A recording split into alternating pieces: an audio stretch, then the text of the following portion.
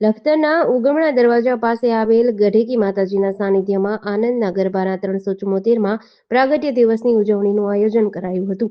આદ્યશક્તિ બહુચર માતાજીના લાડલા ભક્ત વલ્લભ ભટ્ટજીના મુખેથી માત્ર 13 વર્ષની વયે માં બહુચરની ભક્તિરૂપે આનંદના ગરબાની સરવાણી વહી હતી.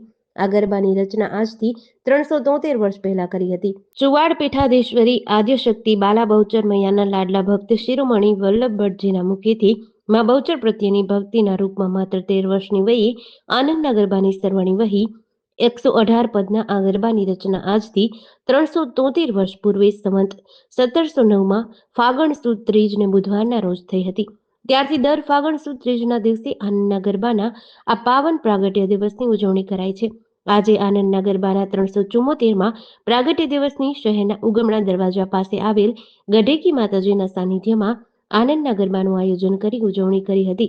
શ્રી ગઢેકી માતાજી મિત્ર મંડળ દ્વારા આનંદના ગરબાનું આયોજન કરવામાં આવતા શ્રી જ્ઞાની બહુચર આનંદ ગરબા મંડળ રાજસીતાપુરના દિનેશભાઈ દેત્રોજા તથા જ્યોતિબેન દેત્રોજા દ્વારા પોતાની આગવી સંગીતમય શૈલીમાં આનંદના ગરબાની રમઝટ બોલાવી હતી.